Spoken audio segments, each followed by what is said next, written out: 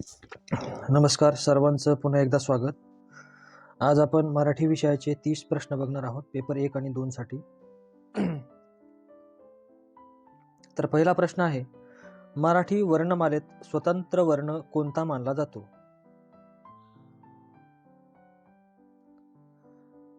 पहिला क्ष, ज्ञ, ळ आणि ह. तर उत्तर आहे ळ. क्ष आणि ज्ञ हे दोन्ही संयुक्त व्यंजन आहेत, संयुक्त आहेत, आणि ह हा महाप्राण आहे. तर आपलं उत्तर आहे ळ. प्रश्न दुसरा, आशीर्वाद हा शब्द शुद्ध कसा लिहावा? तर पहिला त्याचं स्पष्टीकरण असं आहे, श ला दीर्घ वेलांटी पाहिजे, इथे नाहीये.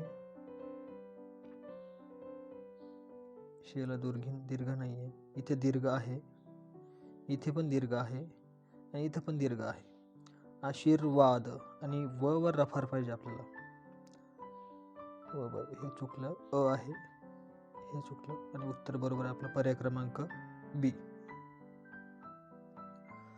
प्रश्न क्रमांक 3, पक्षी या शब्दाचा समानार्थी शब्द ओळखा. तर उत्तर आहे पर्याय क्रमांक 1, खग.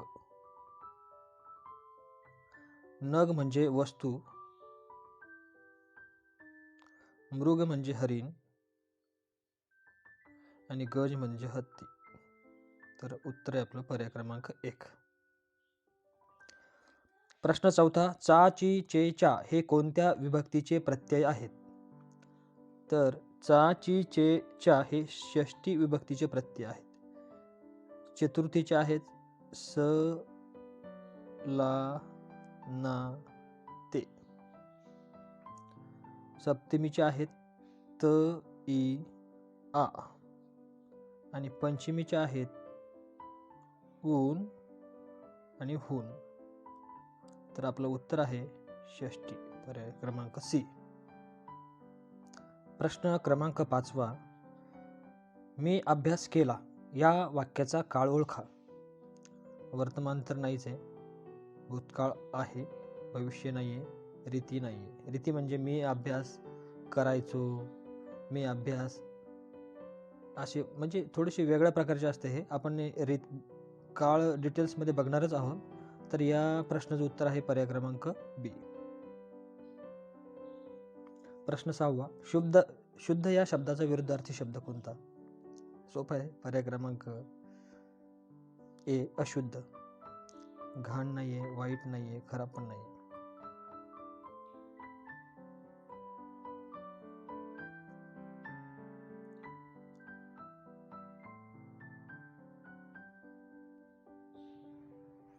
प्रश्न 8, यथाशक्ती या शब्दाचा समास ओळखा. तर यथा हा अव्यय आहे. जर शब्दाच्या सुरुवातीला अव्यय असेल, अव्यय, तर तो अव्ययभाव समास असतो. पर्याय क्रमांक सी बरोबर आहे. नवल वाटणे या अर्थाचा वाक्प्रचार कोणता? तर नवल वाटणे या सोपा आहे, तोंडात बोट घालणे. देणाऱ्याने देत जावे यातील देणाऱ्याने हे काय आहे? क्रियापद नाही, कारण तो देणारा आहे. नाम आहे, विशेषण नाही, हे नाम आहे.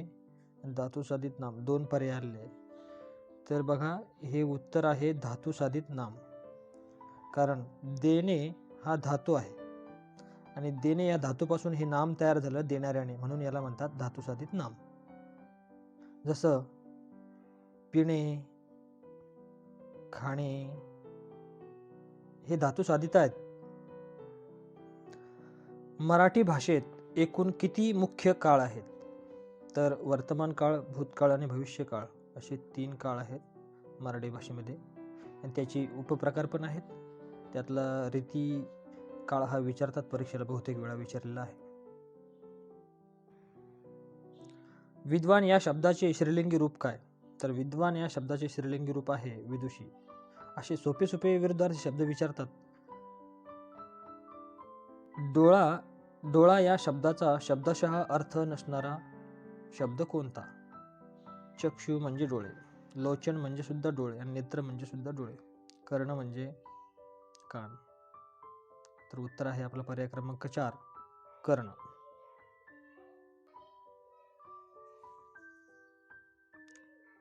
ज्याचे त्याचे आणि प्रश्नार्थक मध्ये येतं आपल्याला कोण, काय अशा प्रकारे असतं. आणि आत्मवाचक मध्ये स्वतः, स्वतःला, मला स्वतः अशा प्रकारचे सर्वनाम ही आत्मवाचक सर्वनाम असतात. तर आपलं या प्रश्नाचं उत्तर आहे ज्याच्या त्याच्या म्हणजे संबंधी सर्वनाम, पर्याय क्रमांक बी. प्रश्न 15वा, समुद्र या शब्दाला समानार्थी शब्द कोणता? सरिता म्हणजे नदी, रत्नाकर म्हणजे समुद्र, अंबर म्हणजे आकाश आणि वसुंधरा म्हणजे पृथ्वी. तर आपलं उत्तर आहे रत्नाकर. प्रश्न 16वा, आमचे वडील म्हणजे जमदग्नी आहेत, यात जमदग्नी काय आहे? बघा, जमदग्नी हे एक नाम आहे आणि आपल्याला सर्वांना ऐकल्या असं वाटेल की हे विशेष नाम असेल, पण नाही, हे विशेष नाम नाही. आपण का ते नंतर समजून घेऊया. सामान्य नाम, यस, हे सामान्य नाम आहे, हे कोणासाठी सुद्धा वापरलं जाऊ शकतं. भाववाचक नाम बिलकुल नाही, क्रियापद तर बिलकुल नाही. तर हे विशेष सामान्य नाम का आहे, विशेष नाम का नाही? तर फरक बघा. जमदग्नी माझा भाऊ आहे, माझा भाऊ आहे, भाऊ. तर याच्यामध्ये हे जमदग्नी हे आहे विशेष नाम, पण जमदग्नी हे ह्या वाक्यामध्ये उपमेय म्हणून वापरलेलं आहे, म्हणून जमदग्नी हे इथं सामान्य नाम येणार आहे, हे लक्षात घ्या सर्वांनी. प्रश्न 17वा, शाळा या शब्दाचे अनेक वचन काय? तर शाळा या शब्दाचे अनेक वचन शाळाच आहे, विशेष नाही. प्रश्न 18वा, स ला ते ना किंवा सला ना ते हे प्रत्यय कोणत्या विभक्तीचे आहेत? तर आपण आत्ताच बघितलं, हे प्रत्यय आहेत चतुर्थी विभक्तीचे. हे तृतीयाचे आहे, ने, ए, शी, ही, शीनी. षष्टीचे तुम्हाला सांगितले प्रथमाला प्रत्ययच नसतो. हे चतुर्थी आणि द्वितीयाचे पण आहे, द्वितीय. तर द्वितीयाचे काय आहे आपण हे पुढे बघणार आहोत, फक्त थोडासा फरक आहे दोघांमध्ये, चतुर्थी आणि द्वितीयामध्ये. प्रश्न 19वा, वाघ चे स्त्रीलिंगी रूप काय? तर उत्तर आहे पर्याय क्रमांक 1, वाघीण. प्रश्न 20, नवरस मध्ये वीर रसाचा स्थायी भाव कोणता? तर वीर रसाचा स्थायी भाव आहे उत्साह. याच्यामध्ये बघा, एकूण 9 रस असतात, नाट्य, कविता यांच्यामध्ये. तर शृंगार रस, हास्यरस, करुण रस, शोकरस, रौद्र रस, वीर रस, भयानक रस, बिभत्स रस, अद्भुत रस आणि शांत रस. यापैकी जो वीर रस आहे तो उत्साह आहे, त्याचा स्थायी भाव आहे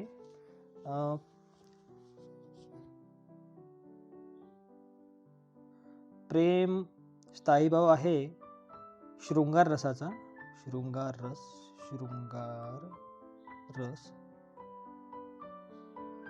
शोक स्थायी भाव आहे करुण रसाचा, करुण रस. आणि भीती स्थायी भाव आहे भयानक रस, भयानक रस. तर अशा प्रकारे हे 9 रस असतात. या 9 रसावर प्रत्येक परीक्षेला एक प्रश्न विचारलेच आहे. प्रश्न 21, त, इ, आ हे कोणत्या विभक्तीचे प्रत्यय आहेत? षष्ठी, सप्तमी, चतुर्थी, पंचमी. तर आपण आत्ता बघितलं मागच्या काही प्रश्नांमध्ये, तर उत्तर आहे पर्याय क्रमांक बी, सप्तमीचे प्रत्यय आहेत ते. प्रश्न क्रमांक 22, पानिपत या कादंबरीचे लेखक कोण?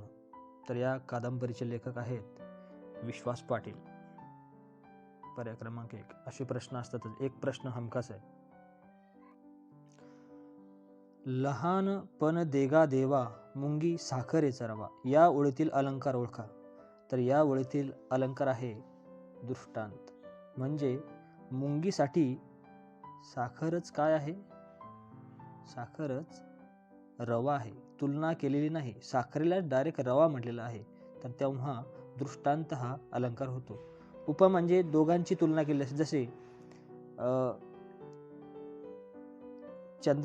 चंद्रासारखी काया, म्हणजे चंद्राची आणि कायाची काय केली आहे? तुलना केली आहे. हा झाला उपमा अलंकार. यमकमध्ये हे यमक जुळणे, कडव्याच्या शेवटी जे असतं ना, आले गेले. आणि श्लेषमध्ये काय होतं? एकच शब्द असतो आणि त्याचे दोन अर्थ निघतात, तो असतो श्लेष अलंकार. तर याचं उत्तर आहे आपला दृष्टांत. प्रश्न 24वा. क ख ग घ हे कोणते वर्ण आहेत? तर उत्तर आहे कंठ, कंठ्य, सी. याच्यामध्ये बघा, तालव्य म्हणजे काय? तर तालव्य म्हणजे ज्याचा उच्चार हा जिभेचा मध्यभाग टाळूला लागतो थोडासा. उदाहरणार्थ च, छ, ज, झ, न, य, श हे तालव्य वर्ण आहेत. ओष्ठ म्हणजे जे अक्षर उच्चारताना, व्यंजन उच्चारताना ओठांचा उपयोग जास्त होतो. जसं प, फ, ब, भ, म दोन्ही ओठ एकमेकांना लागतात. कंठ्य म्हणजे घशातून उच्चार होतो, जसे क, ख. दंत्य म्हणजे ज्याच्यामध्ये दातांचा उच्चार केला जातो, दातांचा वापर करून अक्षरांचा उच्चार केला जातो, जसं लृ, त, थ, द, ध, न, ल, स अशा प्रकारे. तर आपलं या प्रश्नाचं उत्तर आहे कंठ्य. प्रश्न 25. अति तिथे माती या म्हणीचा योग्य अर्थ सांगा. तर सर्वांनाच माहिती आहे, बी. कोणत्याही गोष्टीचा अतिरेक करणं वाईट असतं. प्रश्न 26. स्व या शब्दाचा विरुद्धार्थी शब्द कोणता? तर स्व या शब्दाचा विरुद्धार्थी शब्द आहे पर. स्व म्हणजे स्वतःचे आणि पर म्हणजे दुसऱ्याचे. 27. नदी या शब्दाचे अनेकवचन ओळखा. तर उत्तर आहे पर्याय क्रमांक 1 नद्या. प्रश्न 28. पाणिनी हे नाव कशाशी संबंधित आहे? तर ते संबंधित आहे व्याकरणाशी. व्याकरणाचा मोठा त्यांनी ग्रंथ लिहिलेला आहे. प्रश्न 29. मुलांनी शांत बसावे, प्रयोग ओळखा. तर कर्तरी नाही, कारण कर्ताच नाही आहे. कर्मणी नाही आहे, कर्मच नाही आहे. भावे मुलांनी म्हणजे कर्ताही स्पष्ट नाही आणि कर्मही स्पष्ट नसेल तर तो असतो आपला भावे प्रयोग. उत्तर आहे पर्याय क्रमांक सी, भावे प्रयोग. प्रश्न 30वा. ययाती या प्रसिद्ध पुस्तकाचे लेखक कोण? तर उत्तर सर्वांनाच माहीत असणार आहे. उत्तर आहे पर्याय क्रमांक 1 वि. स. खांडेकर. तर मित्रांनो, अशा प्रकारे सोपे प्रश्न TET परीक्षेला मराठीच्या व्याकरणावर आणि पुस्तकांवर आधारित आलेले असतात. फार काही अवघड नसतात. फक्त थोडासा सिलेबस मोठा असल्यामुळं आपल्याला लवकर तयारी करणं खूप गरजेचे आहे. जर व्हिडिओ आवडला तर नक्कीच लाईक, शेअर आणि सबस्क्राईब करू शकता. असेच नवीन प्रकारचे व्हिडिओ पुढे आपल्या चॅनलवर येत राहतील. थँक्यू.